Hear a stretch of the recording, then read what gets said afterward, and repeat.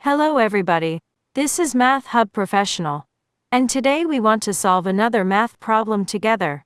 The problem is we want to find the value of 2 to the power of 60 minus 2 to the power of 59.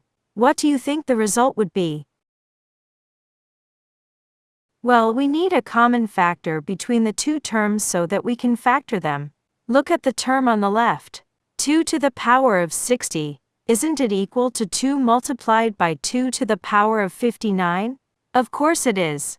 So we could rewrite our expression like 2 multiplied by 2 to the power of 59 minus 2 to the power of 59. Now we have a common expression between the two terms. It's 2 to the power of 59, and we can factor it. If we factor 2 to the power of 59, we would have 2 to the power of 59 multiplied by 2 minus 1. What happened? 2 minus 1 is 1, and 1 multiplied by 2 to the power of 59 is equal to 2 to the power of 59. So the correct answer is option B. Did this math problem astonish you?